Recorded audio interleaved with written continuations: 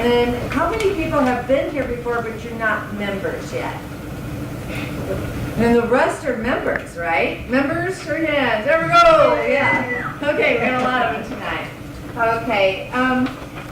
We are a nonprofit organization, and we started about 20 years ago. And was started in Tucson by a lady named Lisa Lloyd. She's usually here. She's moved back into the area, but she's not here tonight.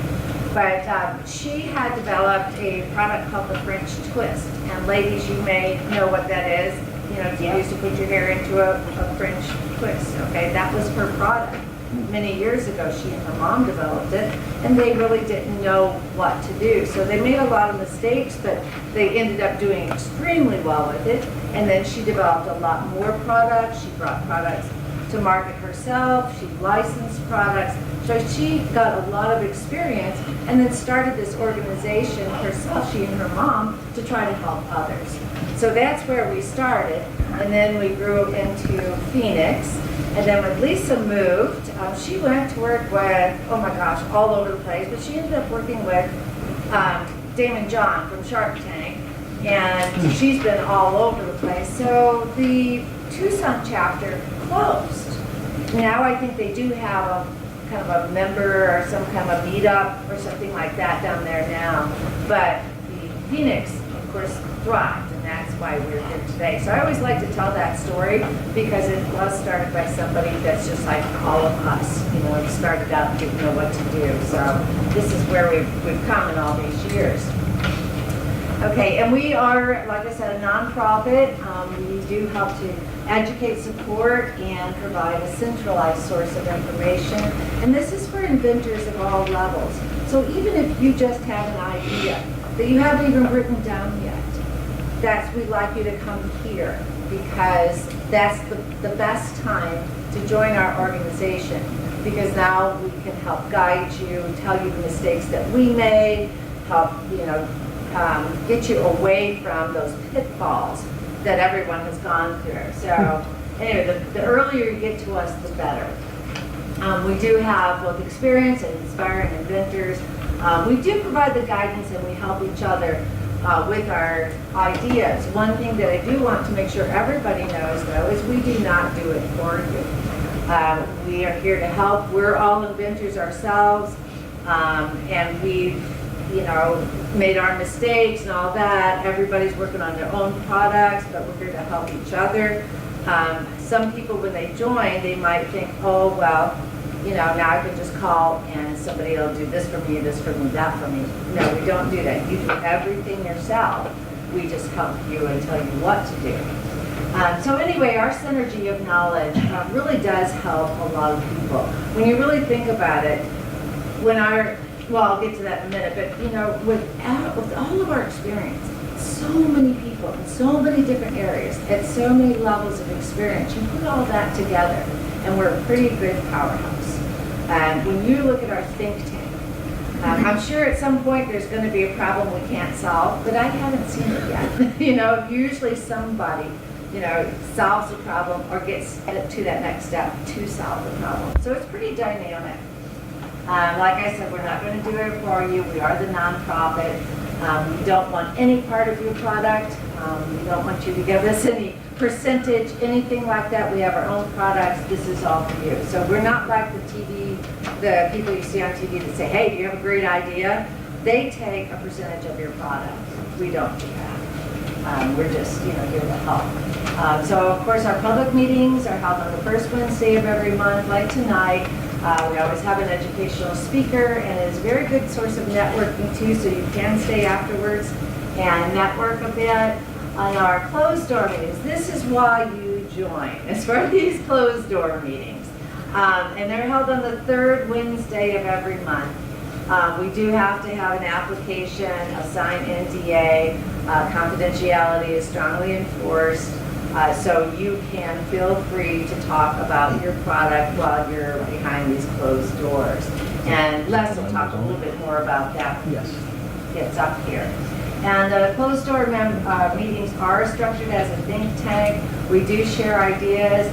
One of the things that we do here that you really won't see other places is we share our resources. And I've never understood why people don't share their resources, but they don't. And I don't get it, but we do share our resources. We will tell you who does something really well, who to stay away from, you know, that kind of thing, because we've made all the mistakes. Myself, I've gone to a lot of places in Phoenix when I started my product. I didn't know about this organization, and I got taken so many times. So I know those people, you know, that I will tell other people, well, don't quite go over there. Here's the people that will really help you. Okay, so that's really very valuable. You do have to have an application. We do have to have a copy of your driver's license. You have to sign a non-disclosure. And this is old. I still need to change this. We now, as you can see, we now take credit cards. So we've advanced. Okay, our membership's $200 for a year. If you are thinking about joining and there's somebody in your family or a friend or whatever, if you join together, that's a great way to save money. Because the first member pays $200 and it's $150 for each additional member, but you have to join on the same night for that. And then, but seniors are 65 and older and active military, and also full-time students get a discount too. And then also, you know, since we're a nonprofit, we're here to help, and we always ask you that, you know, you can help us too. If you know someone that is a very good speaker, that has good platform skills, we look for, you know, good speakers, that can really teach us something that they have to offer in manufacturing or prototyping or anything. We're always looking for new speakers. So if you have somebody in mind, just send me an email. I'm EXDIR. I'm on the website. So just send me, and by the way, I didn't introduce everybody, but I'm Laura Myers, I'm the executive director. This is Les Holland, and he's one of our directors on the board. And Alex Hobson is one of our directors also. And you met Karen, it's right outside the door. Oh, there she is, you know, she's moved in. And then Peter Grant here too. So these are our board members that are in attendance tonight. They donate their time.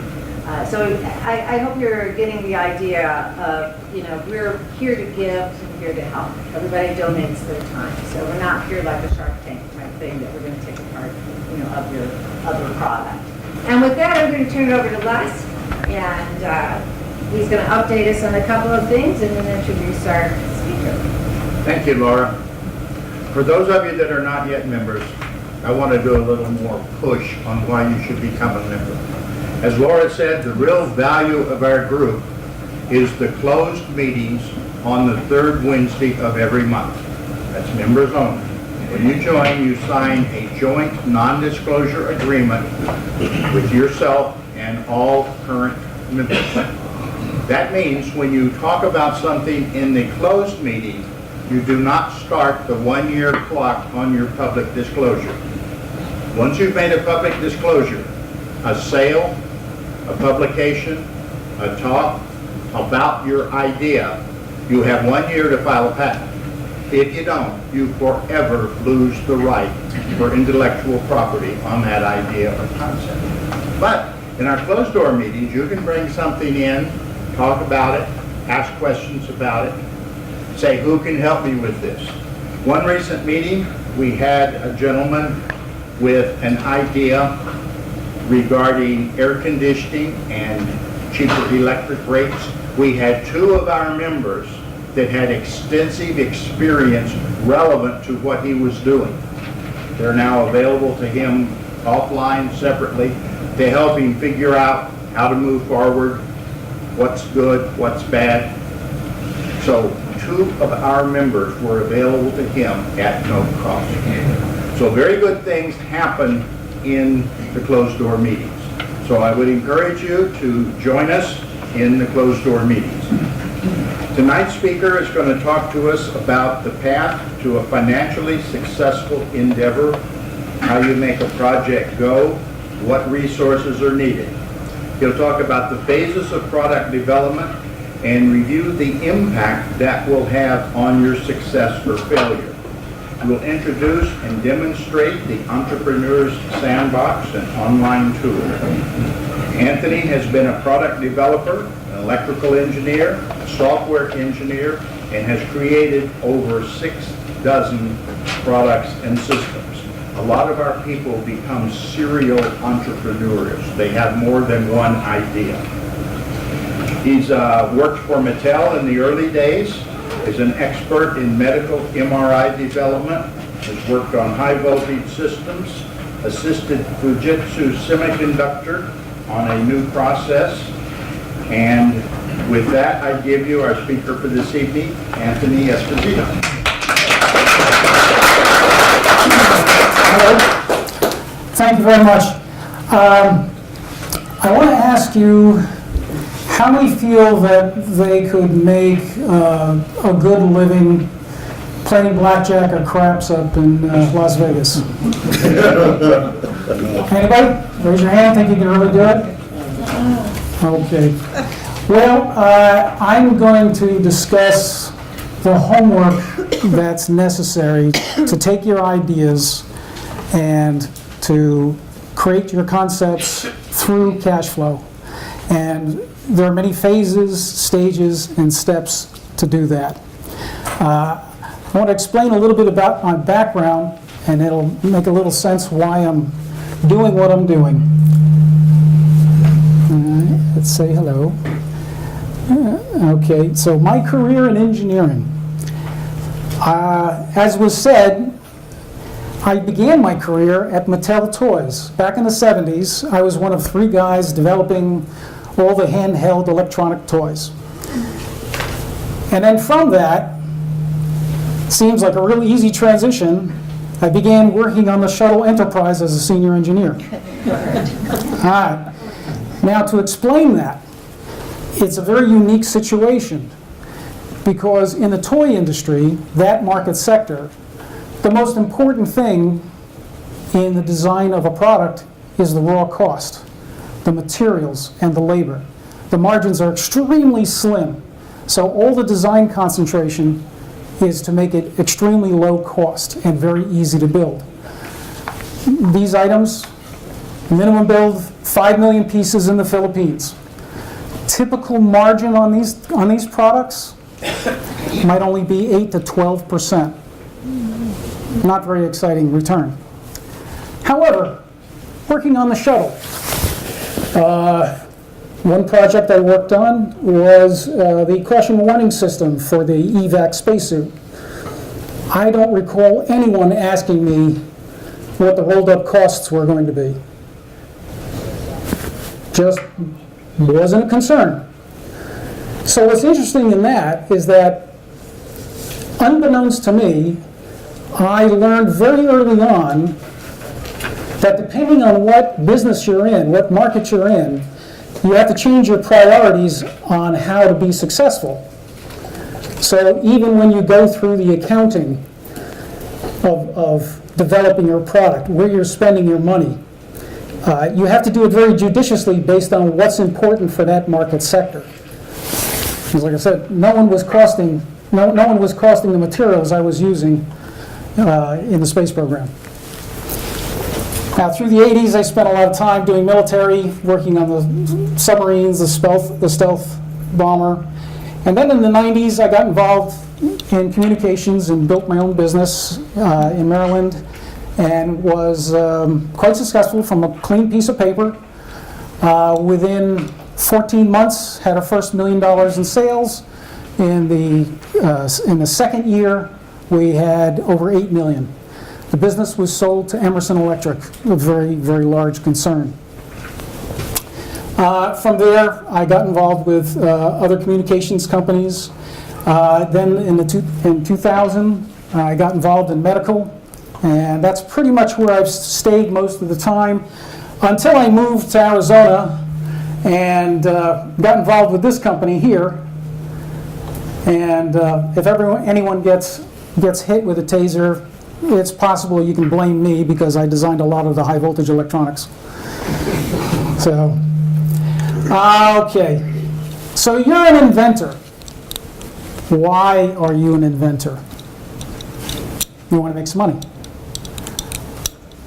I want everyone to see how clever I am. I want to make the world a better place. Kumbaya. The voices in my head are telling me so. Or you just killing time until you're paroled. All right.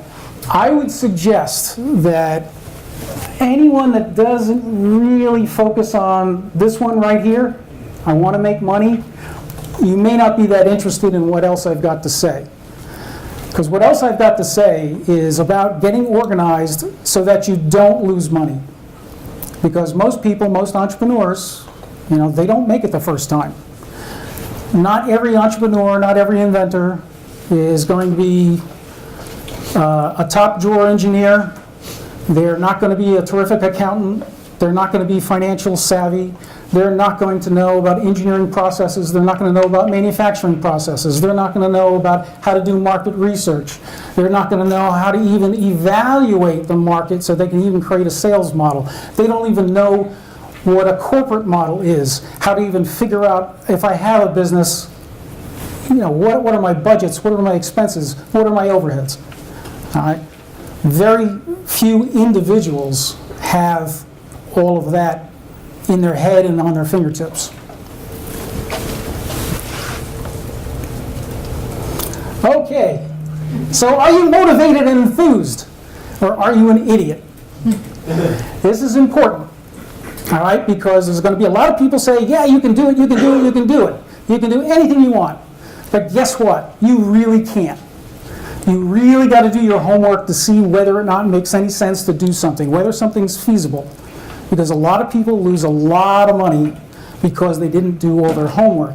And if they do all their homework, a lot of times they'll find out that, hey, guess what? Maybe it's a cool idea, but it doesn't make any financial sense. And so the idea here is that let's take that idea and see if it makes financial sense. Because, once you commit yourself going down that road, you're going to be scratching your head trying to figure out how you're going to make the mortgage payments.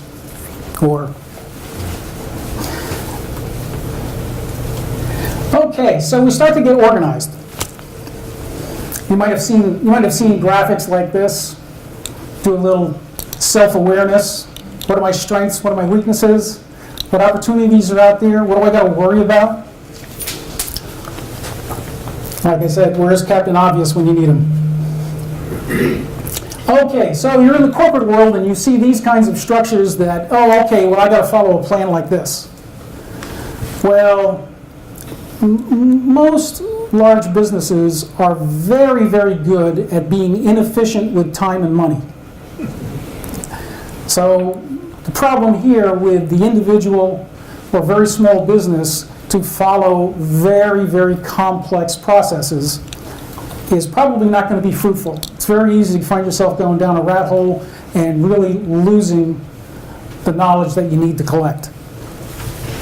So I'm going to, very important, I'm going to ask this question. Bonus points.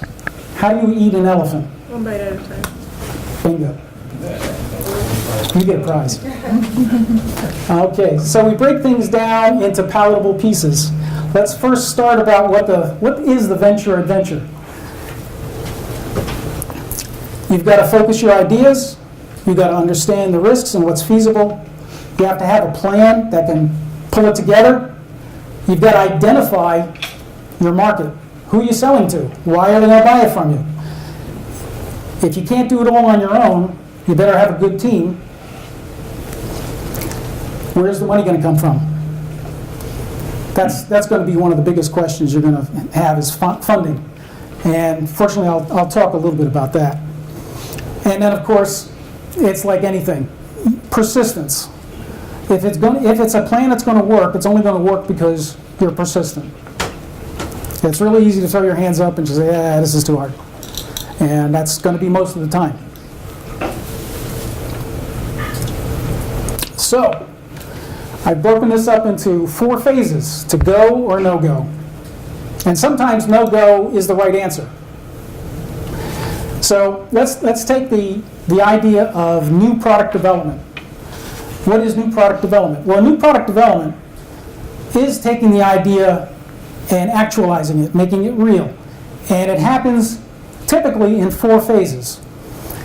The first 2 are called the fuzzy front end. And we call it the fuzzy front end because it's all guesswork. You don't have any hard numbers. You don't have a lot of knowledge. You're doing a lot of guessing.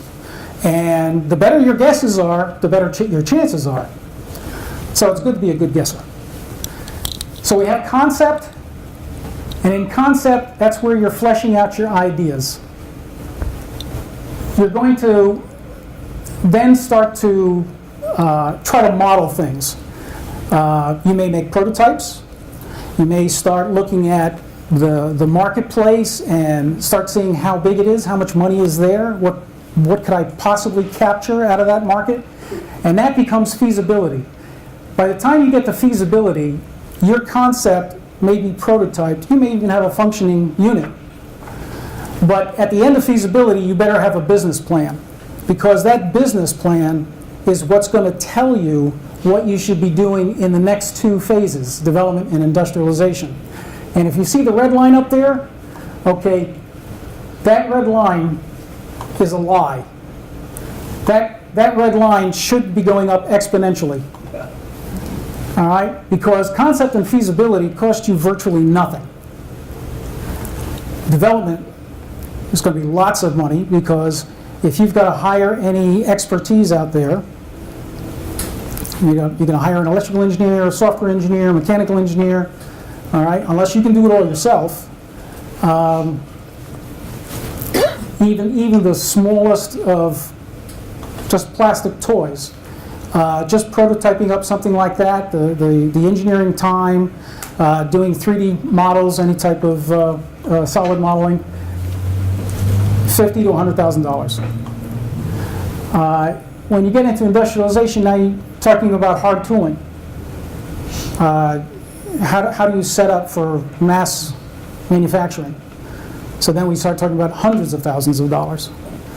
So before you go down that path with, let's say, a product, you have to have a really, really good idea on what it's going to cost and how you're going to fund it. And time. Time is money. So you can see there's a lot of little subtasks in all of these, and I won't spend too much time on this, but because we'll get into further detail later. But what I'll say is that we'll kind of clump them together in major models. We have a market model that's going to tell us what's the outside world, what's the money out there, how much of it can I get. You have your product model. You know what you've conceived. You know what you want. Then you've got to develop it. So we create a development model on how to actualize it. And then we have a company model that says, okay, well, to be able to be in that market, I have to have a business that can support those customers. So I have to have a company model. How many employees do I have? What services am I providing? What kind of means of distribution of the product? And then you have the financial, which puts it all together to say, okay, if I've got this kind of sales revenue, is there enough profit that can be reinvested to keep the company growing?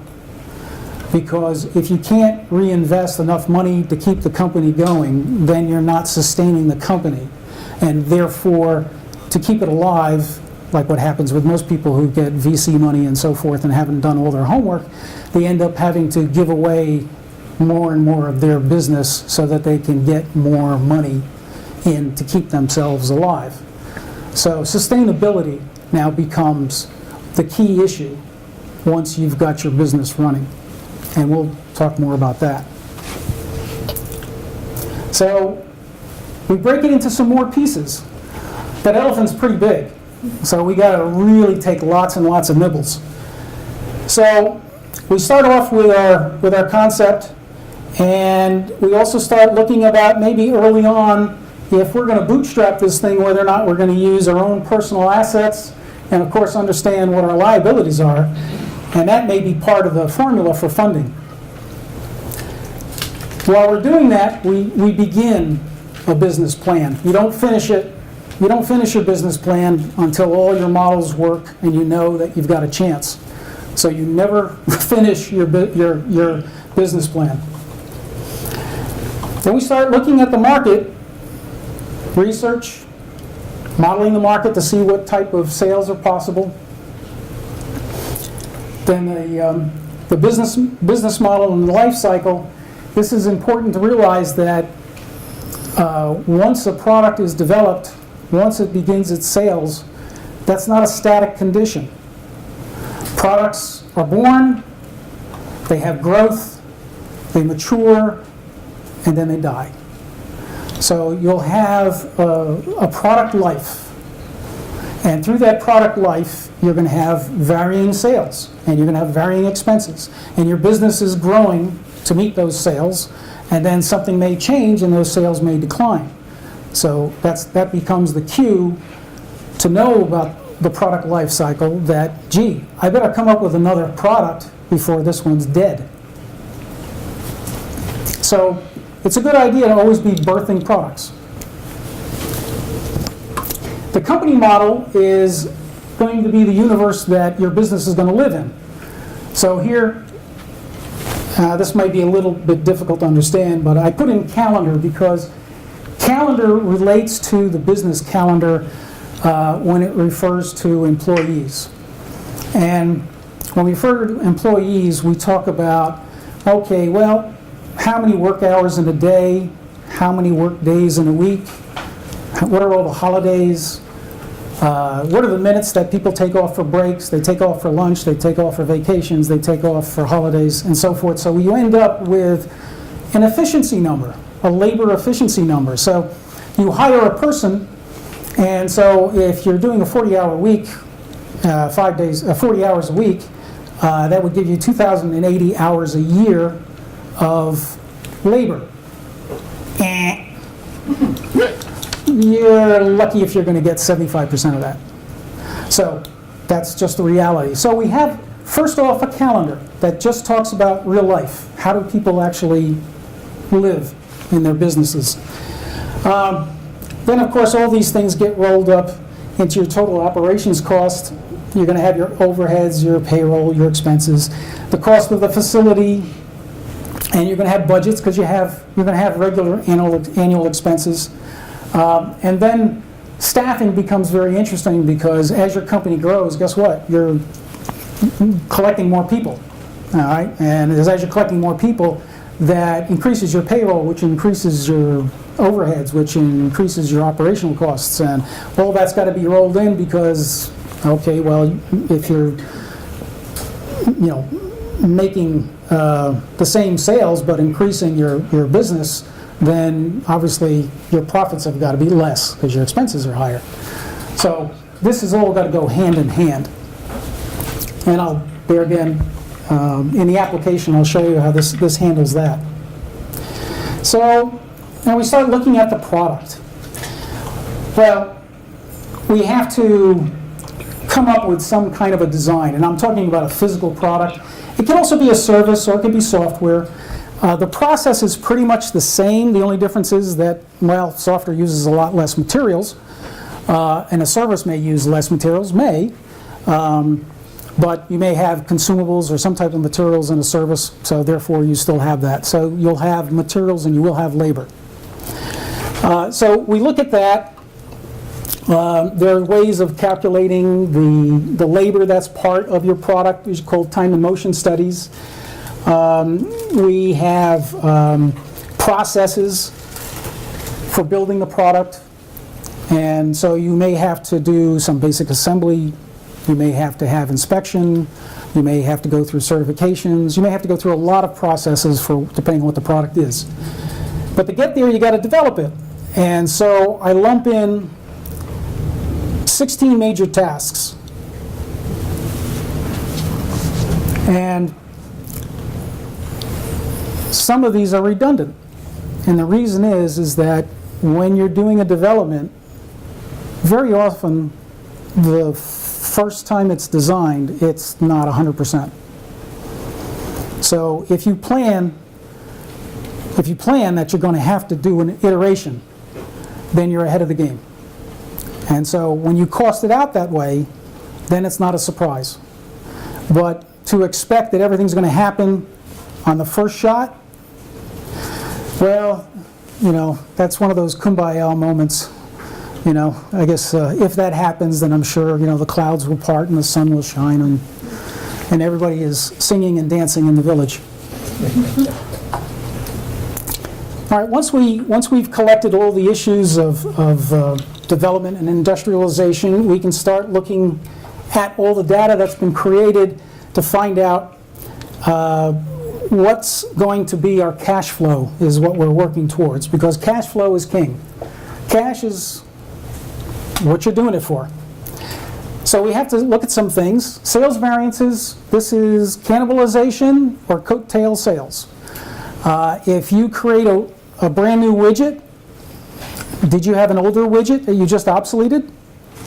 Because if you did, then you lost the sales on that older widget, right? You're competing with yourself.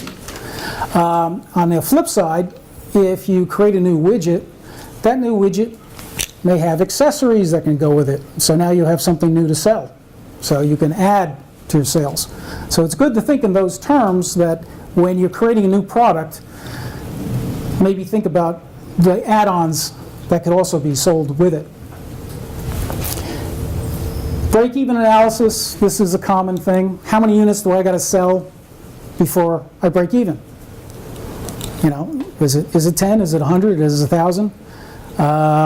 If you consider all the time and money you've spent in development, it's probably a pretty big number unless the sales price is really big. So that becomes an important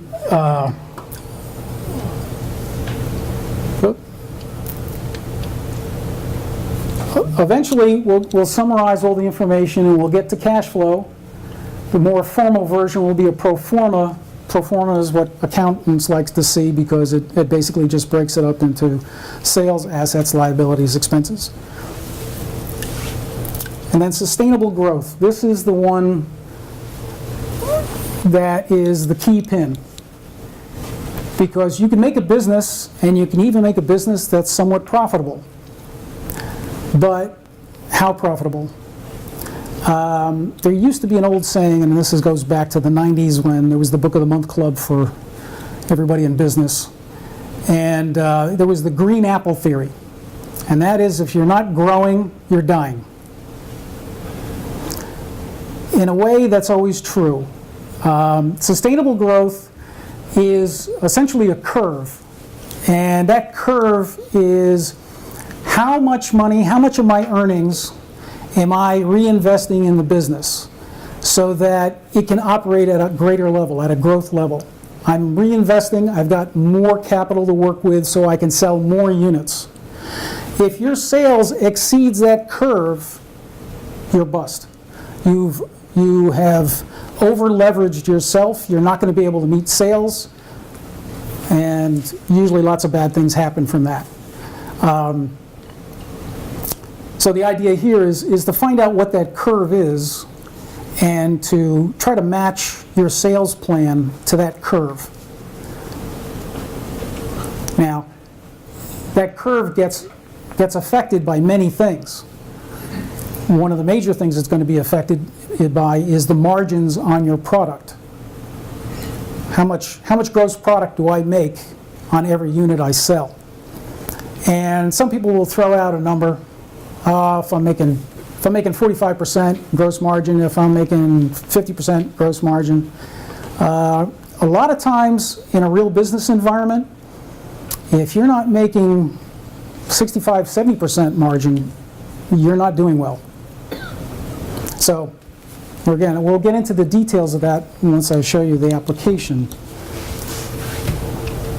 And I'm ready to launch.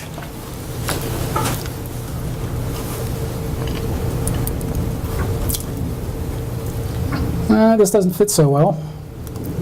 Anyway, this is the website, npdpro.com. And this is the application, which, let's see, I may have to shrink this down to get this more visible. Let's try that. Okay. And then go full screen, the little box up at the right there. Yeah, that didn't help too much with the tabs. All right, actually, I'd rather have it centered. Now, the program that's online is somewhat utilitarian. It's not there to give you lots and lots of pretty graphics. It's not a game. It's not like you're playing Angry Birds.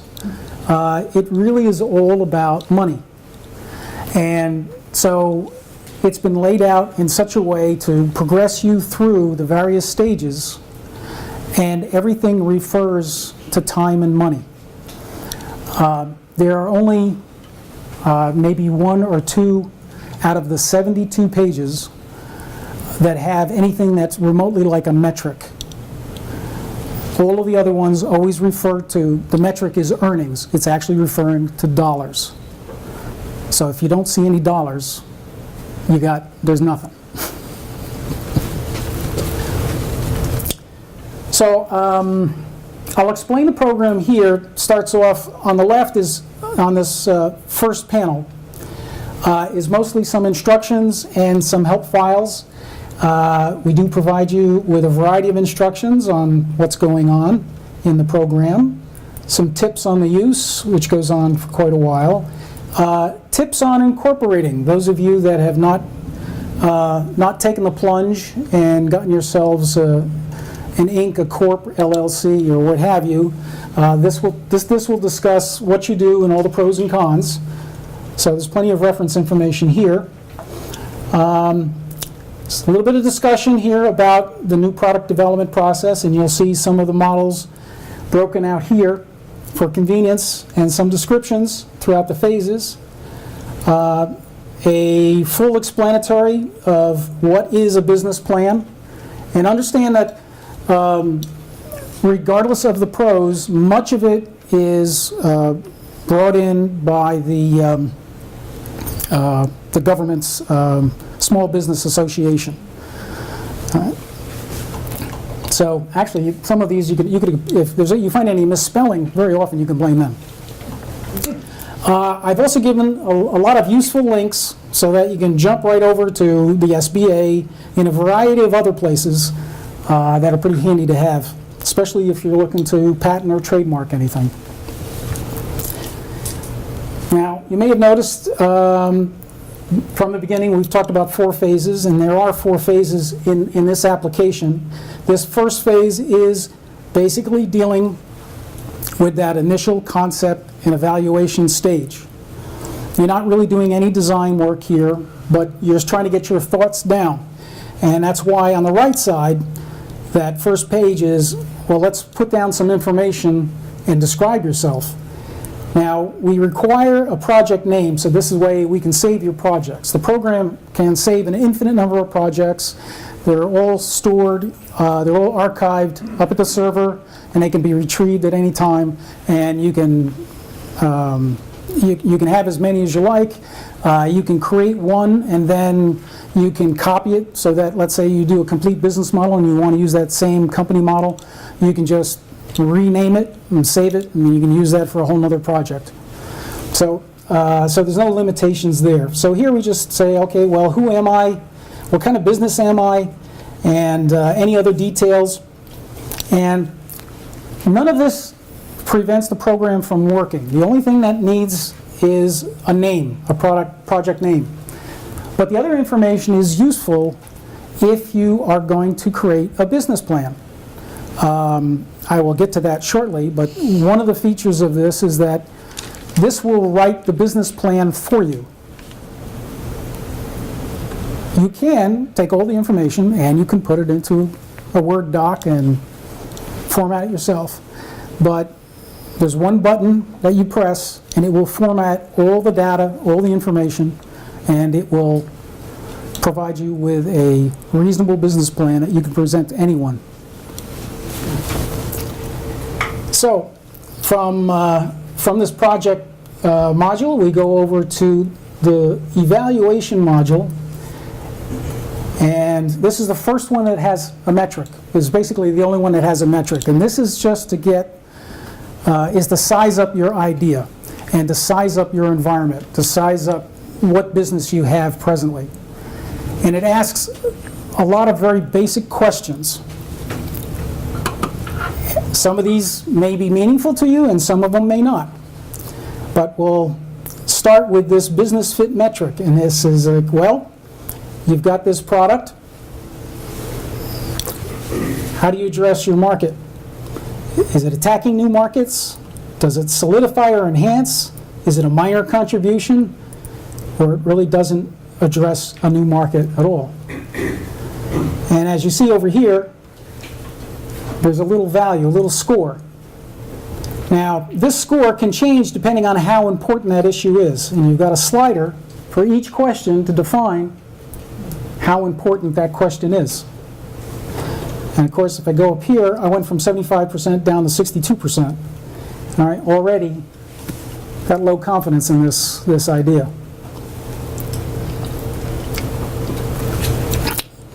Now, I can go through these quickly. There's only 15 of them. Ability to gain market share. Are there no competitors? Lots of them competitors that are entrenched, or maybe some that have weak value. What's your confidence in the analysis of your data? Is it well understood? Is it a stable situation? You still have a bunch of questions, or it's all new and I'm new at it? The value proposition of your product. Is this unique? Is it just a me too that's a little bit better priced? Is it just competitive? Or you got some real competition problem? How well can you respond to a competitive attack? Well, how can you defend your position? How well can you do that? So, whether it's strong or weak. Your ability to maintain market advantage. This is probably one of the more difficult ones.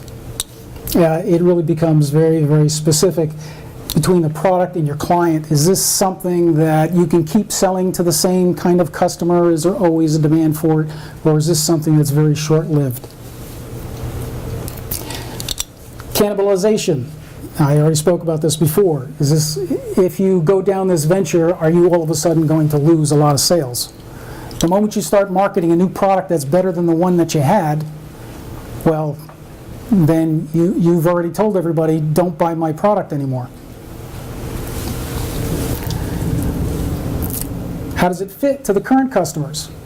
If you've got a current market sector that you're addressing, is what you're doing the same, or are you exploring new territory? The fit to your current distribution channels. If you've already got a means of selling product, are you using that, or are you starting a whole new channel? You might have a web store, and you've been doing some type of thing through your web store, but you have another product, maybe it's just not fit for that sort of thing, and then you're looking to go to retail. Well, if you're going to go to retail and you've not been in retail before, you're going to have a serious rock you got to push up that road. Really, really serious. If you have a sales force, are they really savvy with this new product? How are you fit to handle issues with customers when somebody is not happy with the product? This one's really important, and I should have this as a where you can't change the weighting level on the value. This should always be at maximum. Market education requirements. How many people are really frustrated that they buy something and they really can't figure out how to use it? I mean, yeah, if you got it, well, that's after you bought it. Now, before that, what if you had to market a new product and it's something brand new? How do you get the customer to understand what it is and what its benefits are. If you've got to go through a very large learning curve to get that customer to understand how great that thing is, you probably lost them, because no one's going to spend too much time. Certainly not in the consumer world. When you get into various industries, you may have time. But in the consumer world, if people don't get it like that, they're gone. They're off looking at the next bright and shiny thing that hits their face.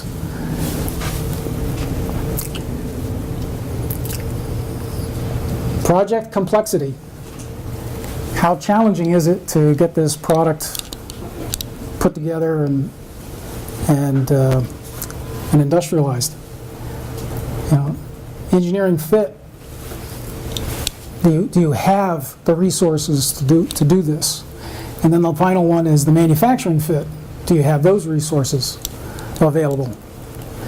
So these 15 questions here, you answer this, and what it does is it tells you where you are in the universe. If you have a pretty poor score, you say, well, there's a lot of stuff I got to think about pretty early on, how I'm going to address those 15 questions before I start doing a lot of homework, because these are very, very basic questions. It's very basic questions about the marketplace and how you're going to address customers and how I'm going to build a business and how I'm going to get the resources for things. If you're not thinking about those things, then you're a long ways off. So this is, like I said, the only metric. And this is just a tickler to say, where am I? Well, if you get a bad score, you got a ways to go. All right, so let's assume you did a great score. And there's a good chance that this project is a go. You really, really feel like you're going to go with this. Then you're going to start saying to yourself, all right, well, if I want to go with this project, I've got to think, first off, is that, can I afford it? Am I going to be pulling money out of my own pocket to pay for this, or what? So I provide a few quick things. You can evaluate, you can look at what your assets are, what kind of income do you have. Now, you don't even have to plug in numbers here. I just made quick little buttons you can just pop in. All right, so what's my net monthly income? What's cash on hand? What are my liquid assets? Retirement plans? Bank credit? And heaven forbid, card advances. That's if you're really fearless. And then, of course, you can come up with some enormous number to say, oh, wow, look at all these assets I have. On the other hand, there's one that says personal debt, liabilities. And so you're going to look through, okay, what are all my leases and mortgages? What are, the insurance costs? Some of us have pretty reasonable insurance costs. Your day-to-day utility costs and miscellaneous expenses like dry cleaning and gas for the car and so on and so forth. And when you add that all up, you may find yourself that you've got some huge expenses. Now, in this example, this is only chewing up 23% of your assets. So, this particular example, you're in good shape.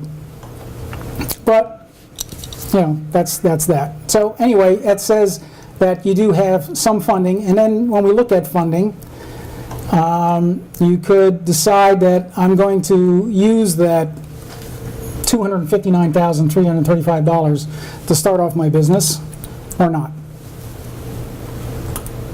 Yes? No. So there's other choices. Crowdfunding. I've listed quite a number of possible sources that are quick links, so you can click on those. Loans and advances, revolving credit, title loans. Right there again, you got to be really, really brave to do that sort of stuff. Then you start looking into, well, who are the angels and the VCs out there, and see whether or not you can strike a deal. Then the other thing that most people don't consider is that there are a huge number of grants. I've only listed about 40. There's about 140 out there. So I strongly suggest that you make use of this free money because it literally is free money. The only tag to it is that these grants are usually specific for specific purposes. So, but there's plenty of them out there. I mean, right now in my consulting, I'm working with a company in Texas that's got a $500,000 NIH grant. And they're looking to come up with a way of detecting if there's any faults in a pacemaker before it has to be taken out. So if they can detect early on that there's a fault in the connections on a pacemaker, then they can deal with that before the person has a heart attack. So NIH grants, a lot of the other government grants, a lot of stuff out there. And then of course you have other, which is, long lost cousin that doesn't know you that well and is an easy mark. So. This next one here is the concept and plan. This one is really big, and you will not finish this one in the beginning. This is one you come back to over and over again.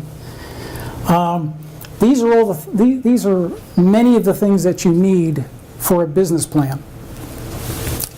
And I will conveniently open them all up. And describe the need, what's the problem, describe the solution, the actions to satisfy the need, describe the economic market the solution addresses, who needs this, describe the kind of business that will provide the solution, what are your personal goals in providing the solution, what do you want, describe your business background and expertise. Then you get into that SWOT issue where you've got to put some plagiarize whatever you can. You're going to have to come up with a corporate mission statement because back in the 90s, someone said everybody's got to have a corporate mission statement. So you got to come up with something that in some succinct manner says what you're going to do, why you're doing it,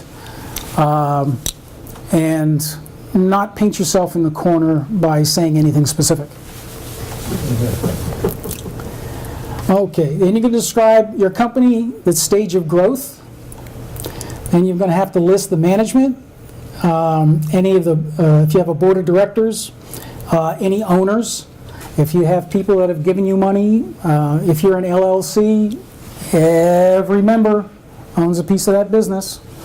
So, all your licenses and permits, all the intellectual property, any project highlights and advantages that the company has specifically, all the project risks and what jeopardies there may be, summarize your future plans and growth highlights, so you got to really know how you're going to grow the business, and any compelling reasons that would convince an investor to give you money. I got a gun. So, after that, there's virtually no place to put in prose. The rest of it is all time and money. But if you see, there's a little button here that's just kind of fuzzy here, and that says not everything is done. There are 3 things missing. Okay, well I'll work with that. So you have, all right, your first statement that says whoever's going to read this has got to sign this legal release form. Then the kind of a title gets into an executive summary, talks about the company, puts in that SWOT, which I was too lazy to put anything in. Talk about the company and personal goals, your executives, board of directors, there's your market analysis, your competitors, about the product. And then as we get a little further, we start seeing some data is getting inserted well into the prose. And it talks about development schedules and raw materials, it talks about the market, your issues about funding, and then you've got an appendix where you're going to start to insert other things, and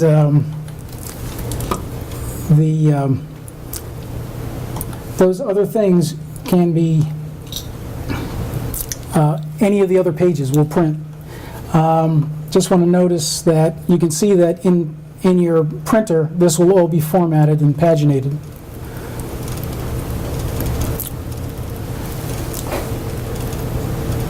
So there's your business plan is already formatted.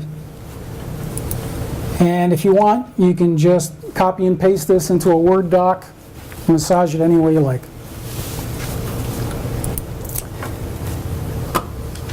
We have this little page here, it's called the Progress Monitor.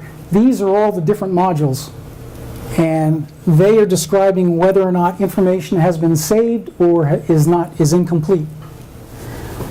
Now you'll notice that up here on the left there's a green bar, and this is keeping track of everything you've saved. So as you progress through the 72 pages, when you put in the data that you want to keep and you save it on that page, it registers up there and it gives you an indication. And as you get closer and closer into the mid 90%, you're almost ready to put together a business plan. Phase 2. Phase 2 starts to get into some meat. We have market research, we have a market model, we have a business model, which in many ways is part of a sales model, and then we have a life cycle. We have some notes about research, notes about the market, notes about a business model, and then there is the last bit of prose. We have an area to put in a requirements document. And the reason I put in a requirements document is if you're doing a software or a service, it's necessary to do that, because there's no way to explain, especially to an investor, what it is you're doing without a requirements. And it's very difficult in terms of developing software without having a requirements document, a specification. In all times, this is a good document to fill in, because whether it's a piece of hardware that you've already figured out in every detail, it's good to get it in writing, describing in as much specifics as you can, so that you made sure that you did a design according to the intent.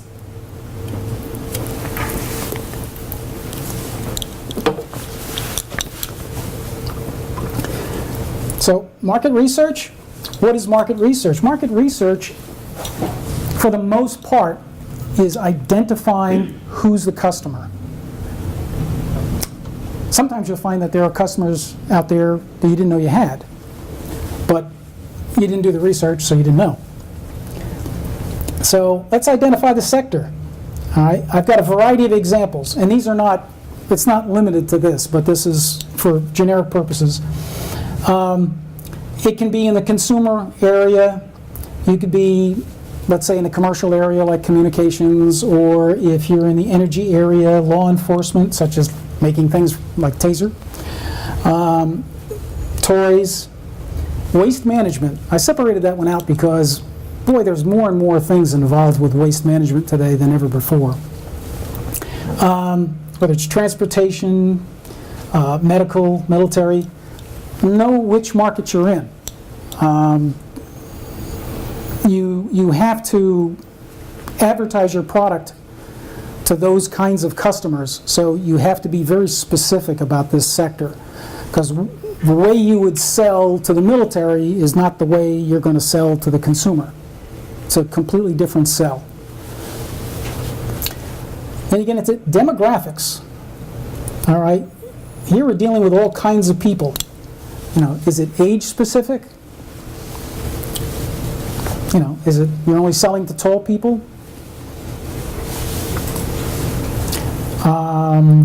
Locations.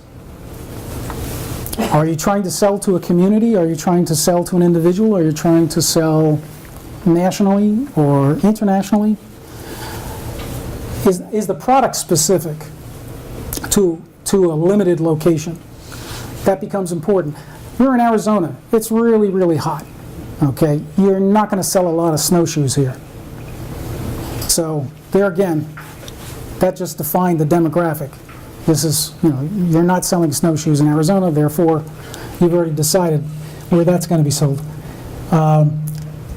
Some of the environmental things, which, there again, I'm kind of being redundant about that because of weather. But it could be things that, is this something that's supposed to work in water, supposed to work on dry land? Is it supposed to work at high altitudes? How are things communicated and sold? There's a lot of ways. And here again, this is to focus on what you plan to do. And most importantly is you start looking at your competitors. You always have a competitor. You may have something really novel, but there's probably something similar. And if that's the case, they're a competitor. So it's best to, I provide, if you could find the top 10 competitors in any market, you've got a really good understanding of the market, because you can steal every bit of knowledge they have. When you have no competitors, that's when it's really tough, because now you have no reference.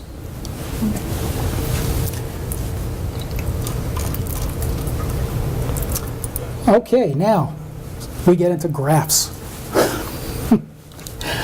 How big is the market?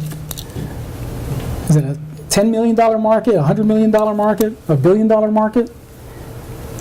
And is it growing or is it declining? So that's important to know. How much of that market are you going to capture? This is all guesswork. Here again, like I said, in the fuzzy front end, it's all guesses. So you got to make the best guesses you can, so you have to research as much as you can to make better guesses. But if you see an opportunity, if you see an area that's not being well served and you think that you can plug that hole, then you're gonna say, okay, well, I'm gonna grab, let's say, I'm gonna grab 50% of the market, which is pretty silly. More likely on the get-go, you're lucky if you can grab 10% of something. And then you can make some assumptions based on the number of people that would be interested in your product and how many more you could sell as the word got out. Those kinds of guesses really depend a great deal on the type of product you have. But there again, this all gets figured in. So this is your first pass of guesses, and this is just to say, this is the field I'm playing in, this is the money that is possibly available. So now once you defined that this is the ceiling of the money that is available, you can now look at something that's like a sales model. Now typically you would want to sell a product at what would be called its optimum margin. And the optimum margin is where you can sell a certain amount with a certain margin that brings in more profit than if you sold more or less. If you sell at a lower price with a lower margin, you may be able to sell more units. If you sell it at a premium, a very high price with a very high margin, you may only sell a very few. So an optimum margin finds that point where the sales price and the margins are such that when you multiply that times the number of units can be sold, that profit is higher than all. That's not easy to calculate before you've been in the business. So the shortcut that I have here is that all you have are observations. You look at your competitors. You look at what is the highest price, what is the lowest price, and you evaluate what is the sensitivity to price that people have. When you do that, you start to find what that optimum margin is. So in this circumstance, here again, I made it very easy where you can just click. So if I said that, let's say the sensitivity is somewhat in the middle of the road, I'm going to say most people are fairly sensitive to price, and that's kind of a 50-50 guess at this point. The highest unit I've seen sells for $1,000. The least expensive one I see is, let's make that a different number, let's say like $200. So now you decide whether or not, is this being sold in distribution or not? Is this being sold retail, or are you selling it direct? If you're selling it retail, then the distributor is going to be taking their cut. By default, starts off at 100%. If you wholesale something to somebody for $10, they're going to sell it for 20. That's business. So you decide that venue. Let's say, well, I don't have it, I'm going to sell it direct. All right? Do you have a salesperson? Is that salesperson going to make a commission? Well, I got a 10%er. So I've got them set up at 10%. All right. Well, something that could have been anywhere between $200 and $1,000 says that the target price on this is $497, but you're only getting $452 because you've got to pay commissions. So that's your actual revenue, since 10% of the sales price. Now, if we included in a retailer with their markup, okay, it's still $497 to the customer, but now your price is $228. Okay, that's your revenue.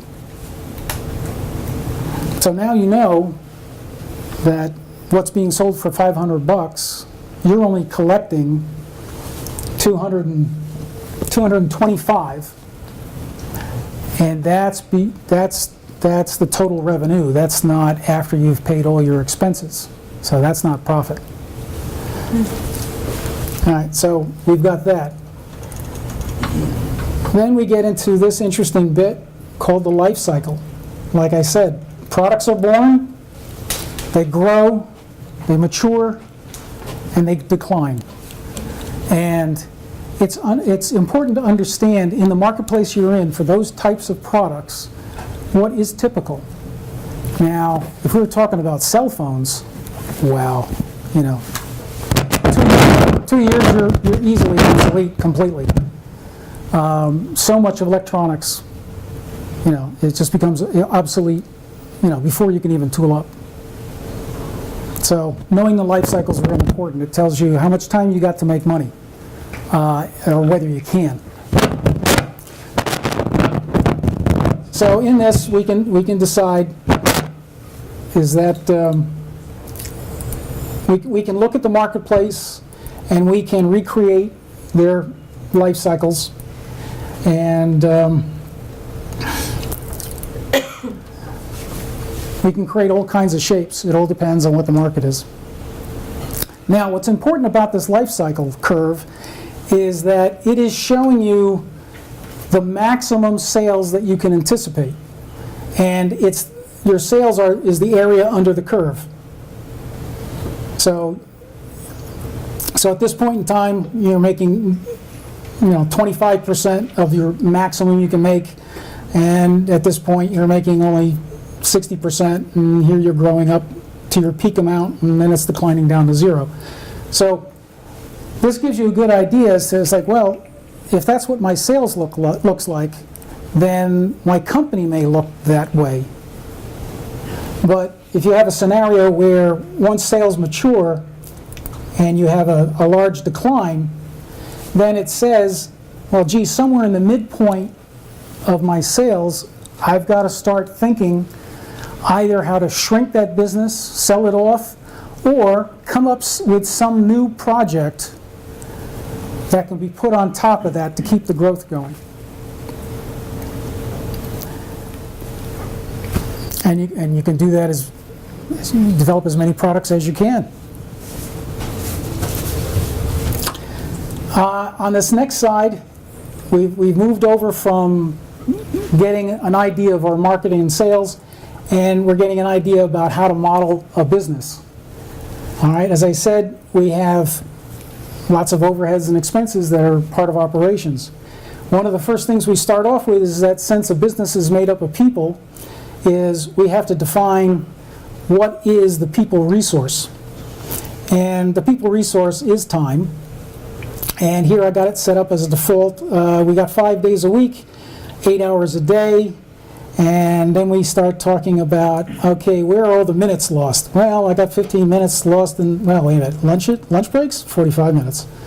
Bathroom breaks? Well, some of us older guys need more time, so I'll put in 10 minutes a day. How much is lost on coffee? Some of us are real coffee fanatics, so there's got to be about 10 minutes on getting coffee. And socializing? Boy, have you ever walked into any business? How much time do people spend BSing? Take a guess. Just At least an hour a day. you think an hour a day? All right, let's plug that in. All right, so I'm going to put in 60 minutes of BSing. Whoops, that's wrong. It's coffee. That's close, but not real. So let's get the 60 minutes of BSing. And of course, there's got to be 5 minutes of miscellaneous.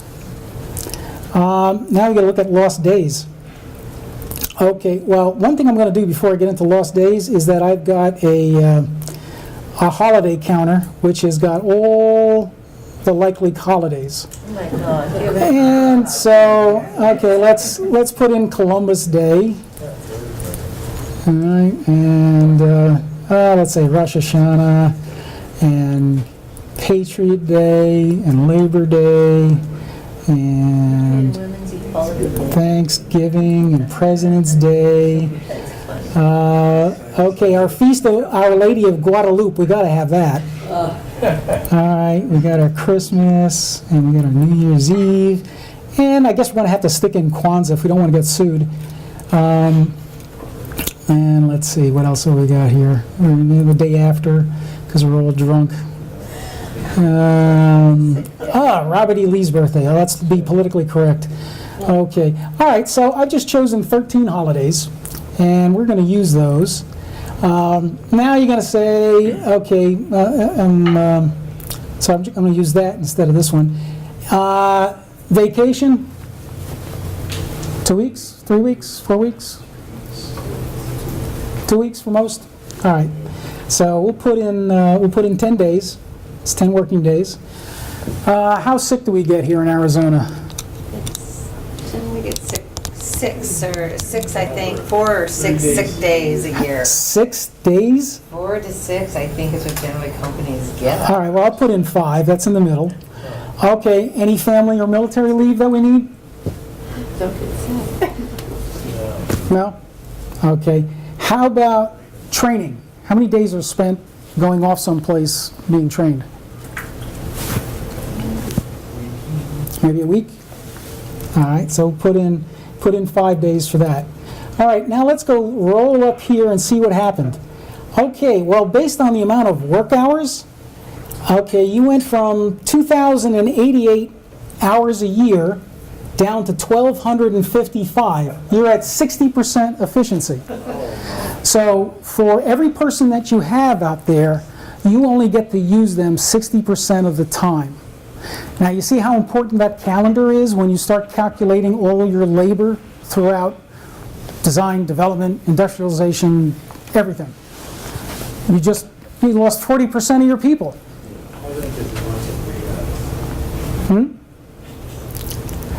Well, pick your own numbers then. I think it's a bunch of BS. Which is? Too much BS in there. Oh, well, yeah, there is a lot of socializing. Yeah. Okay, so from that, we start summarizing our overheads, and a lot of these are percentages. Some of these are fairly standard. I put in some typical numbers for an individual business, for a small business, or for a large business, and it will load in different factors. You can adjust all of them, but these are kind of to get you in the ballpark. Some things you can't do much about, that's taxes, even though you can change these. You can't change them too much. Then we can talk about payroll. There's all kinds of people. I have in here 27 basic skill levels. I have a lot of technical people, and these can be any kind of people, whether they're electrical, software, or hardware. Doesn't make any difference if they're mechanical or electrical or plumbing, civil engineering, doesn't matter. It's just whatever it is. And then there's production skills, then there are operational skills, and then there's general management. And here again, I've provided some default values. These are all based on the national averages and the averages for each state from 2016 from salary.com. So if we wanted to say, all right, well, I'm not in Arizona, I'm in Colorado, and I'm going to be providing the average. These are now all loaded up with those default values. Now you can overwrite these and put in whatever you want. If you want to overpay or underpay someone, that's for you to decide. But this is a convenient to say, okay, well, look, you know, we live in Arizona, and I'm going to give people a little extra goose, a 15% goose over the average in Arizona, and that's going to load in what those hourly rates are. So some of these things that are in here, you may be able to look at that and now figure out what your boss is making.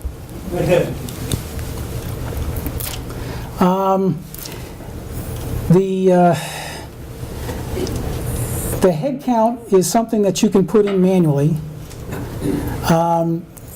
It just defaults to filling all in, but generally you're gonna pull those all out. But in reality, there is an area here that's called required head count, and this gets calculated further down the road.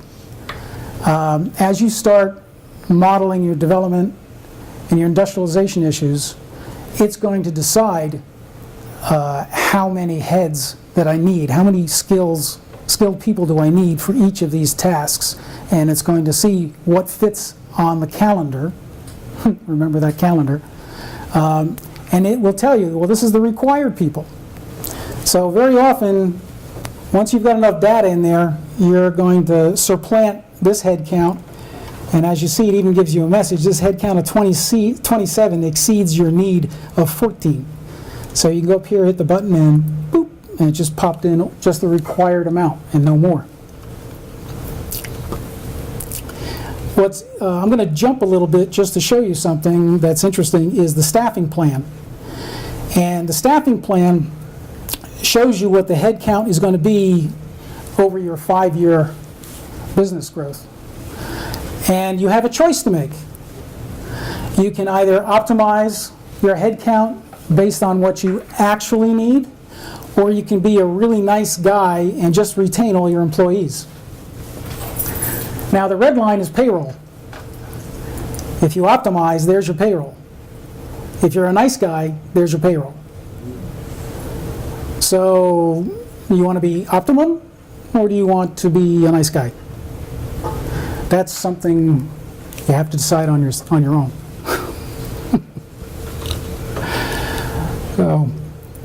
So here we have, basically, there are summaries on all the different skills from year 0 through year 5. These are the head counts that you need in all these different skill areas based on the calculations of everything that went on forward in your development phase and in your industrialization phase. More issues with the company modeling, and these are going to be, you're going to have expenses. This is just going to be details of what are you annually going to require. Here I put in you need a multi-copier, we need some electronic equipment, so on and so forth, and you put in those things in the budget, and that rolls that up. You have budgets. Here again, it starts to summarize some of these things, such as payroll, the expenses that different departments need. So you're going to have to be putting in what kind of expenses you're going to expect for your salespeople to travel, for doing any kind of advertising. If you're going to be leasing vehicles and the depreciation on those, cost of money from loans, and so on and so forth. So that goes all in this section here. And here again, I've got some factors that put you into a ballpark as to whether or not you're a small entity, if you're a real business, or whether or not you're a large business. And then, of course, the numbers almost go up exponentially. we get the big operations costing, and this details all the things out, and then here you can decide whether or not your true cost of operations is a fixed number or it's a percentage of sales. And some things do vary with sales, such as commissions. So you can either select these or not select these. One thing that is probably more obvious, and that is that you need space. So there's a place to calculate the space you need, facilities. So you have a facility plan. You can shop around and you can see what are the rates. You can find some places that are going to cost you $5 a foot, and some places that are going to cost you 50 cents a foot. There's a lot of space in the area, so you should probably be, siding on the side of on a conservative side. But you're going to need area for your production areas, your manufacturing, any kind of tests, machining, inventory. You're going to need space for administrators, maybe an engineering area, sales and marketing area. You may need a reception, training, conference rooms. You're going to have some common areas. And you're going to need some things most people don't even think about, is that you have to have room for utilities and equipment. You may need an IT space. You may have to have your own in-house server and so on and so forth. So therefore, you have to make space for that. You have to have space for a print room. You may have to have storage areas.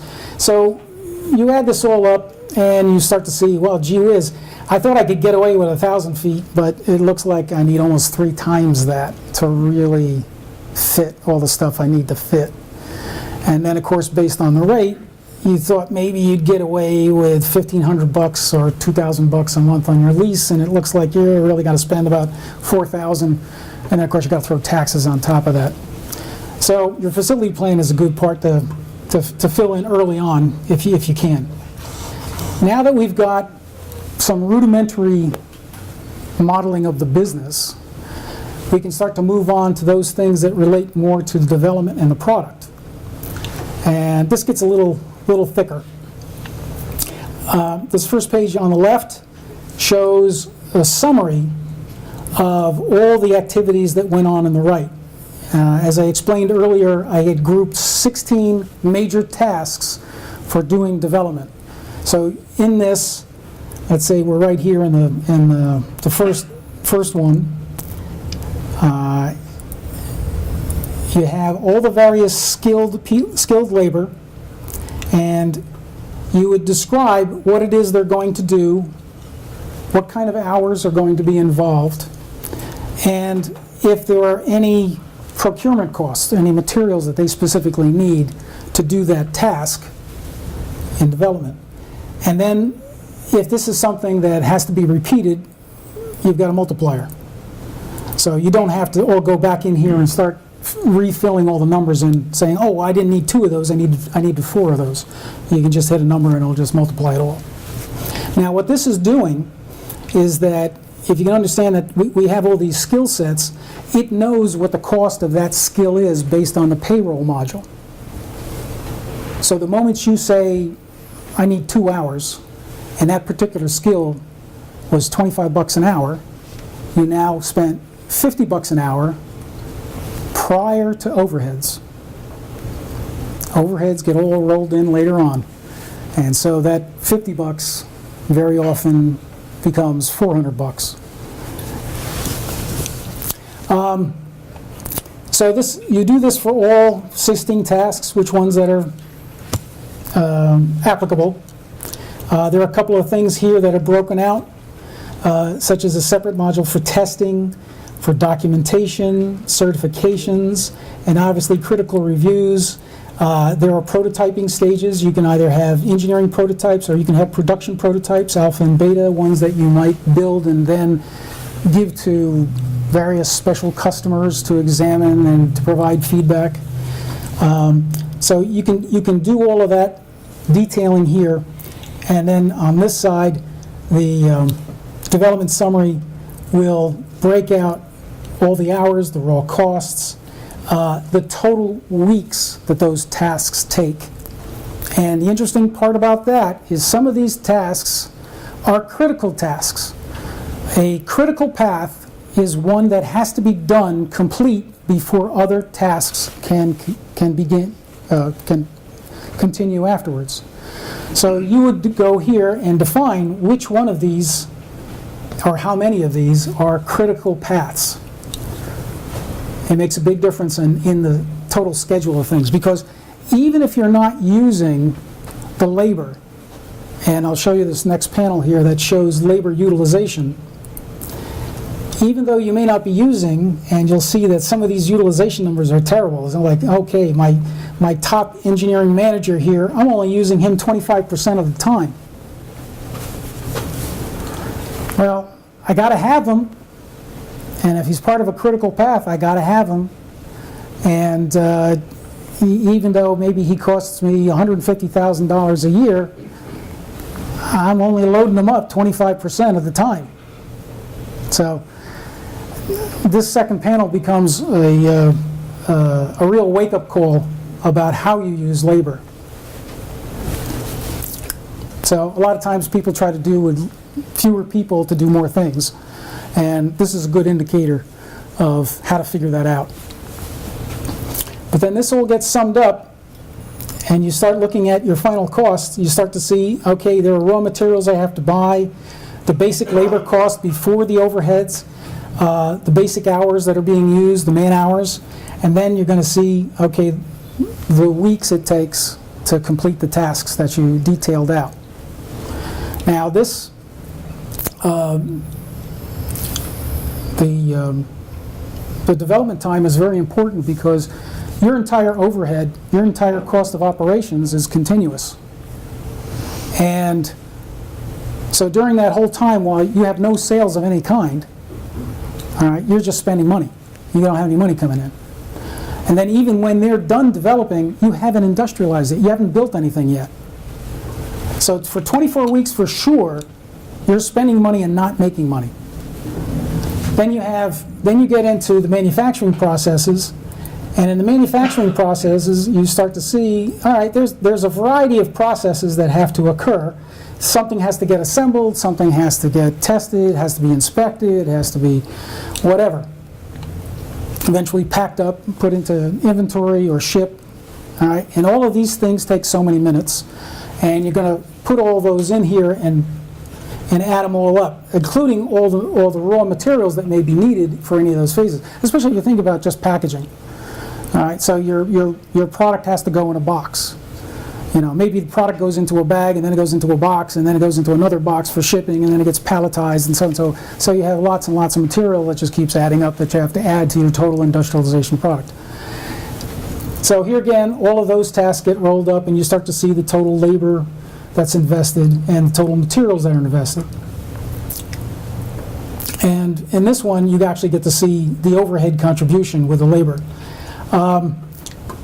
Before you can get into this process, we make a simple bill of materials. When you're dealing with a product or a service, this becomes very simple to say, okay, what are all the major material items and what work has to be applied to them? So even though it's very simplistic to say, oh, everything's in a bill of materials, this bill of materials is actually a very intelligent bill of materials. So what we have is we have different kinds of things that we list. They don't have to be specific, but you say, well, I need a couple of these, I need a couple of those, and a couple of extra thingamajigs. And those things are going to cost so much. This is the way I'm going to buy them.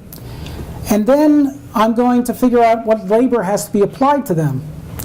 And so I have a little drop down that gives me 16 choices of labor. Back on this page called Time and Motion, you have these 16 cells that will say, okay, for this kind of thing, let's say if we talk about electronics, if it's automated electronics and a machine is putting parts onto a printed circuit board, it can do that as fast as 200 parts a minute, sometimes even faster. If you have to do something by hand, that might take 15 seconds. That may take, you may be able to do 2, 3, or 4 a minute. Mechanical parts, something that has to be fastened, something that has to be torqued, takes more time. And what I've put here is I've put in some default values that are fairly close. You can use these as a reference, and you can always change them for all the different things. All of these different kinds of labor here, these labels can be changed if you have a very different type of product. Let's say you're not making some electronic widget. What you're going to do is you're providing a dog washing service. Well, my dog washing service doesn't use any electronic parts and automated insertion devices. So, therefore, I can unlock all of this. Actually, quickly, I can reset it all. I can unlock it, and I can start putting in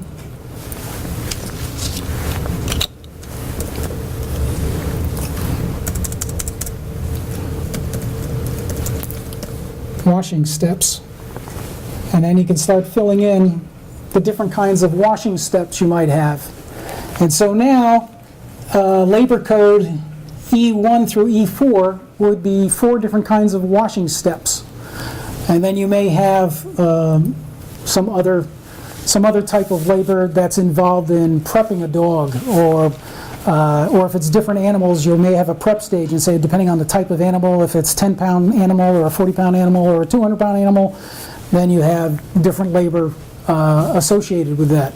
And so you can fill in all these and put in what your approximate time is for each. For now, I'll just kick it back to the default and keep things running that way. And so that then feeds this bill of materials, which instead of it showing transistors and resistors and LEDs and microprocessors, we can talk about, okay, shampoo, conditioner, pet treats, gas for the truck. Well, that maybe go back in operations. But if it's a mobile dog washing service, it may be, you may have to include disposable buckets and rags and towels and so on and so forth. So these are all consumables, which those become the product.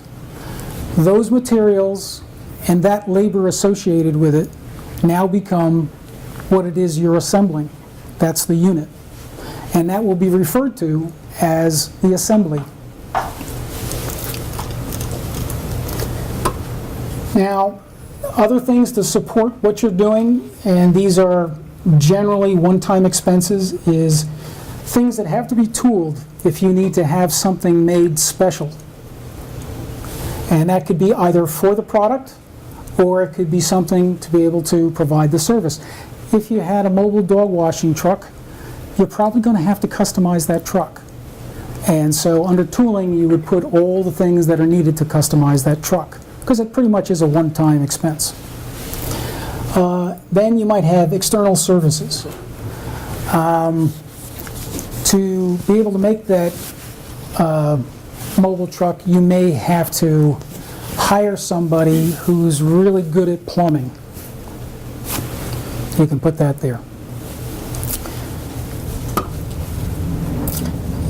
Now, once you have a lot of these basics put in, and don't forget, the manufacturing of the unit includes the assembly, whether it's washing the dog or not, and then you can put in all the various processes thereafter, and there's probably an inspection stage after washing the dog, so you want to keep that in there. Now, whether or not work in progress repair is applicable, I might have to relabel that, because if you damage the dog, I'm not sure what labor code to put that under. You now can see timelines. This is your development timeline. It said, okay, we saw before it was going to take 24 weeks to develop whatever that widget was, and you can see now all the various tasks where those lay in the calendar. All right? So please, don't use Microsoft Project. Microsoft Project is a way to guarantee that you'll be off by 100%. All right? Because what happens with Microsoft Project is that it's a calendar. And it's a wish list. I wish I get it all done at this point in time. I wish I get it all done at this point in time. I wish I get it all done at this point in time. Okay, well, you know, if nickels were wishes, or wishes were nickels, my pants would fall down. All right, same thing with your production process. You get to see here again on the timeline. Okay, in the first part we're seeing all the major preparatory, and this is working in weeks, but when we're working on the unit, that assembly, and finalizing and getting that assembly to sale, we're dealing in minutes. We're counting up the minutes. Now in your total schedule, you're going to say, okay, when am I going to begin this adventure? I put it on April Fool's Day because most of us are fools anyway, aren't we? And based on setting this calendar, based on all the labor inefficiencies and so forth, based on all the labor that's required, all those weeks have been tallied up, and so now it's going to tell you all the dates on when all these things are going to be ready. So from this date of April 1st, it says I'm not complete. That means I'm not ready to sell anything until May 23rd of 2018.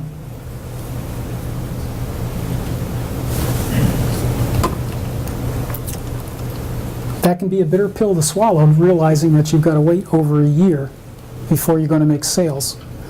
And then when you're making sales, how long before you get any serious earnings that get you out of debt? So you're going to be in the red for a long time. You're going to be in the red for over a year through the development, and then you're going to be in the red for however long it takes to get to your break-even point.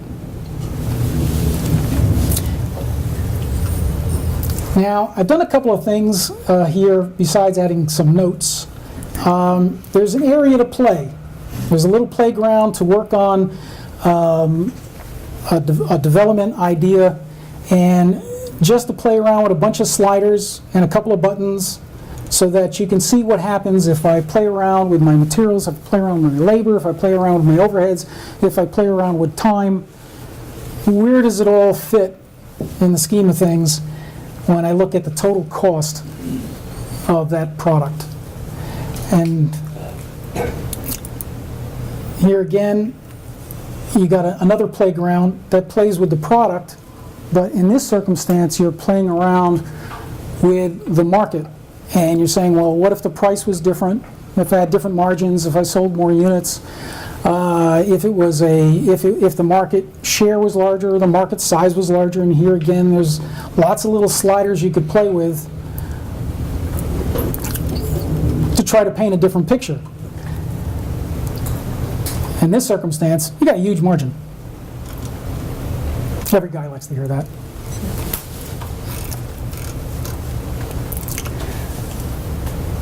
So this is all the development and industrialization phase. Next part is where you start to get some meaningful earnings information. I start off with sales risks and opportunities. This is the cannibalized products, the coattail products, and this will be an offset. This will either add or take away from your total earnings. So this is the first start. The next one is impacts, and this is something that people gloss over a lot. It's the, what if my guesses really suck? And what's going to happen if one or more of these guesses is not very good? So you have the ability to go in and start saying, well, gee, my sales, I think my sales, I'm going to hit my sales targets, but maybe I won't. And maybe I'm going to have to sell it at a lower price. Maybe, I'm going to move this down a little bit. Maybe it's going to cost me a little bit more than I thought it's going to cost. And maybe the development is going to be a little bit costlier. And the possibility of all these things happen at the same time, 50/50? All right, the red line, okay, that is the combined impacts, which represents your earnings. So, based on this, it shows that you don't start earning any money until well after the second year of sales. So, you can be prepared if you feel that your guesses are not so great. And being prepared is probably the best you're going to do to prevent yourself from going bankrupt. The next one is the basic break-even analysis, and here it's introduced the worst case, the normal break-even if everything went to plan. Would say that based on the model we had here, you've got to sell 4,197 units, which equates to $1.421 million worth of sales. And that would be with a product at a sales price of $335.64. In the worst case scenario, you're selling it at $223 is your sales price, but you have to sell 4 times as many units to break even. So there again, that's an eye-opener. If your guesses aren't right, you're going to have extremely aggressive sales.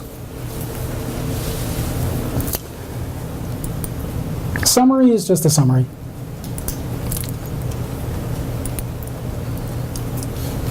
Summarizes your basic money going in, money going out. What it does have here is to say that, well, while you decided what your available funds were, it's telling you what you need. And in this circumstance, back in the funding panel, we defined that we had $7.3 million available. What it says, the investment that's required is $5.7 million.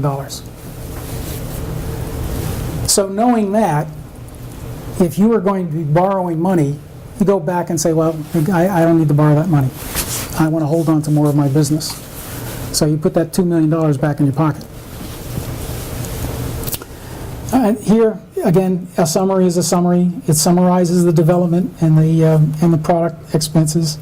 It gives you a quick look at revenue and the accumulated revenue and the return on investment from year 0 to year 5. In a more formal manner, we have cash flow, and this is going to give you all the straight up share, sales, operations, and earnings in your cash flow analysis. And what this is showing is that here again, EBIT, earnings before income taxes. The blue line is your baseline, which is if everything goes to plan. The gold line there is, or orange line, is if the worst case scenario occurs. And this shows that after taxes, you got nothing until, maybe going into the 5th year, things start to climb. So it really looks like if the worst case scenario occurs, you're in trouble. Let me refresh that. Let me not have let's get the latest data. The pro forma restates things in terms of sales, assets, liabilities, and expenses, and that is the more formal form that a business accountant would use. So in communicating, these are the kinds of questions they're going to ask, and you'll have that annual report. The magic one is sustainable growth. Now in this example, it shows that based on the model, based on the earnings that you can reinvest to sustain the business, provides the blue line. If you don't reinvest, that's the green line. The red line represents your target sales. Obviously, the target sales exceed your maximum sustainable growth. You don't have the money to grow that high. you don't have the resources. So you're going to have to go back to the sales model. You'll have to go back to phase 2 and look at your market model and either trim that or find a way to get more earnings. Bring up your margins. Yeah, usually bringing up your margins is going to be the biggest thing to do. But there's another thing here that you can play with and see what happens. But you can see this one is already telling you that you have insufficient revenue of sales. Sales only is 123% of your maximum growth. So if you pursue this sometime in your second year and you're pursuing those same sales, you will run out of money, and you've made those commitments, and you could go broke. So while that curve says, oh gee, look at all these great sales. Okay, if you commit to those sales, you may have borrowed money to try to make those sales. You may have leveraged a lot to make those sales. It may not be sufficient because the company is not pulling in enough revenue to sustain that growth. So the result will be, and you'll see in the summary, is that you'll see that you're going to start to decline in your retained earnings. And you can see what happens out here is that by the 4th year, you start to see this line start to go flat. Your sales are still growing and this is going flat. Well, that's a prediction that, guess what? Your retained earnings are going to start to fall off and you're going to head towards 0. That's the beginning of bankruptcy. So, if you haven't heard it before, maximum sustainable growth is the indicator as to whether or not your business is a success. And the only way that you can get to that point is you have to model everything else to get the real numbers. Because a little change in your margin, a little change in your overheads can make all the difference. And there again, it gets back to making better guesses and playing with the numbers and see what you can adjust to keep just at or under that blue line. And another little game I have here is the solver, whereby you can play around here with some sliders to say, well, okay, I'm going to look at all the effects on my expense, my payroll, my development cost, my material, my product cost, my sales, and the combination of all by adjusting, okay, what if I reduced my capital expenditures? What if I reduced my calling, my tooling and service expenses? What if I reduce the burden on payroll, which is pretty tough to do. Burdens on payroll is one of these things that if you have a fellow, let's say you're paying him the minimum wage. You may be making $15 an hour to assemble these widgets. Well, that guy doesn't cost you $15 an hour because you have to supervise him. Or you've got a supervisor to supervise him. Your supervisor is making $30 an hour. If your supervisor's got to spend an hour a day, okay, well, that's $30 a day just for this $15 an hour guy to do his job. That's the burden of the $15 an hour guy. So, and that happens with every employee. Every employee is going to have a supervisor is going to have a boss or a manager, they're going to have another manager. And now you can see the problem where large corporations that are very vertical, where they have lots of managers and lots of vice presidents and lots of everything, and so every single decision has got to go up the ladder. And what happens when a whole bunch of people go into a meeting room and they decide they have to make some decisions, and you get 10 people in a meeting room? Well, 10 people in a meeting room, each one probably cost the company, when you include all the burdens, $200 an hour. So 10 people for 1 hour, company just spent $2,000 in 1 hour. And someone's going to complain about the cost of lunch being brought in. So you've seen the complete product. This is my product. And I created this product to help people like you not to go broke. Because it's very daunting to go through all these numbers and to see how they interrelate and how they affect each other. And a little misstep, and you can blow everything. At least this gives you a place to play and twist the dials and adjust the numbers to say, okay, I want to make sure I can't lose more than X. I'm willing to invest Y. I'm willing to invest this much time. Can I make it fit in this environment that I want to create? And this is about as close as you're going to get to be able to find out if you can do that. And if you can do that, then there's a good chance you can make a buck. But if the numbers don't work here, then don't be surprised if they don't work in the real world. That's it.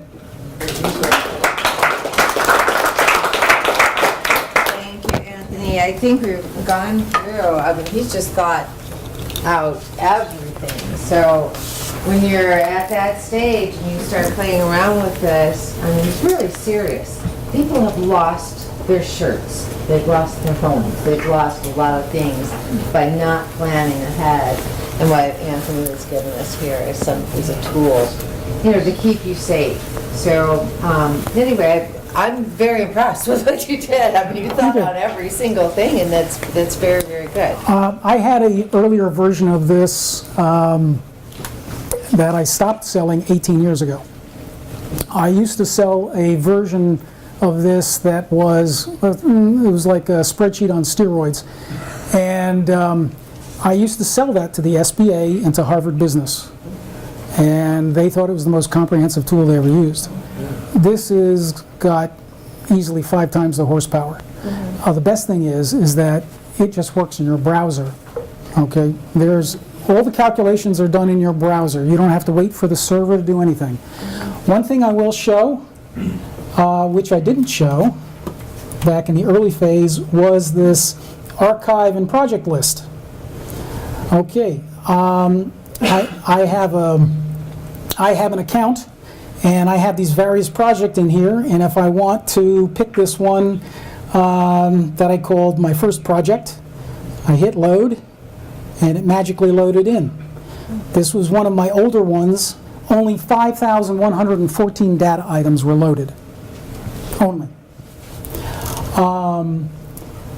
If I relist this, I can go to a public demo. I will have a public library of demos, and hopefully, as this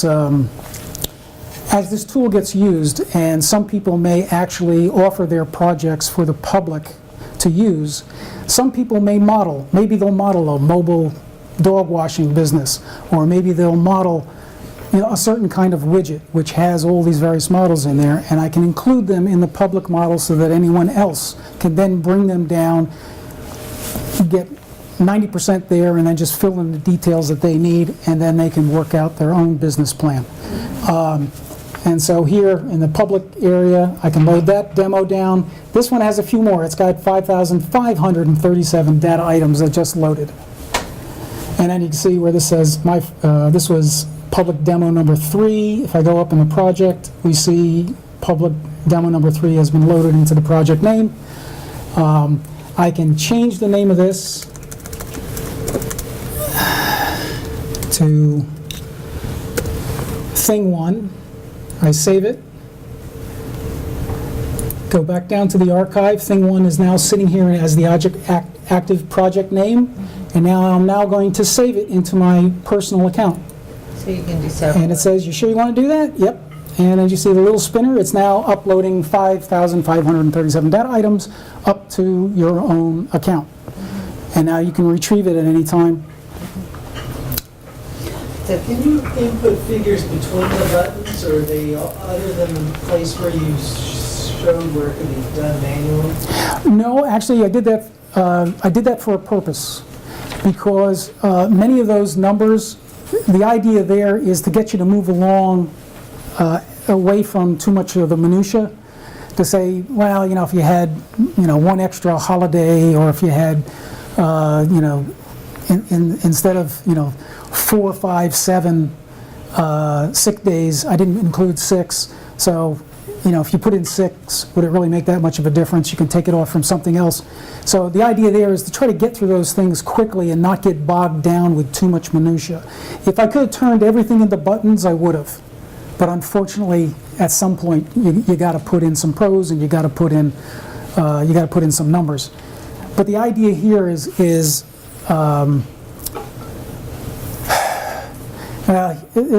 kind of a typical thing. I say this often, and that is that, you know, measure it with a laser, mark it with a crayon, cut it with an axe. Okay? The idea is trying to deal with thousands of dollars, not pennies. We really want to, let's see if the plan works. And we can tweak some things later on. Reality is not going to be exact, it never is. And so that's why I have a lot of the buttons in there, so you can get through that stuff quickly, rather than, you know, spending a lot of time. Because how much time have we got? And this is a sizable application. There's a fairly high learning curve to understand what you're doing. So I try to minimize as much as possible. What I do have is that I do try to put in some help. Some of these pages will have little click buttons next to instructions. We'll get into some, we'll provide detailed instructions underneath the module. All right. Up in the evaluation, you may have seen that I had some context help that popped right up. All right. So I'll be including more and more of that to try to improve that learning curve. So the second question is how do you make your money? This is a subscription-based. Actually, I was just going to say, too, for the members, I just sent you all out a notice that Anthony has offered a very nice discount for the IAA members. So I just sent that out. If you're on our membership list, then you just received that about 3 minutes ago. There are three different kinds of subscriptions. There's a 1 month, a 3 month, and a 1 year. For people working on very large projects, obviously I recommend a year because that may be the sort of thing where you may need to get external funding and you're going to have to really detail out that business plan and so on and so forth to be able to get loans and money or grants. If it's something that might be very simple and you're really quick on things, you know, so you subscribe for it 1 month, let it go. If you're kind of like, well, I want to experiment for a while, I got a couple ideas, I want to compare them, so I can do one project, save that, do another project, save that, get another one, and then I can just keep comparing. You know, you may want to go with the 3 month. So I put it that way for practical purposes, because not everybody's going to need this all the time. And so it's priced to be quite affordable. You cannot get this in an enterprise application, whether you're Oracle or SAP. And I will say that for a fact, because 18 years ago, Oracle tried to buy me. I didn't sell. And it was a good reason, because the deal was bad. They wanted me to move to Sunnyvale. They wanted me to work for them. And I wasn't going to move to California. Been there, done that, ain't going to do it again. Sure. Question, you talked about the project timeline and that the, I guess, MS project was not a good one to use. You know, but you're guessing on each segment of that. I guess my question is aren't you guessing too? So what makes yours better? Well, because how do people use something like Microsoft Project? The first thing they jump to is the Gantt chart. They start filling in dates. And the thing is that you can't do that. You also can't even fill in time. You can, if you go to every single person and say, how long does it take to do that? How long does it take to do that? How long does it take to do that? Okay, you still have to put in efficiency numbers. Then on top of that, there is something else in the calendar that refers to reality, and that is skew. Work skew. When I finish doing something, how long does it take before I can hand it off to someone else that's ready to take it? That's skew. That's something that Microsoft Project doesn't even think about. The other thing is that all the various tasks have their own time, they have their own critical paths, And those are not going to be apparent in a Microsoft project type of application, because you don't know how these skills interrelate with each other.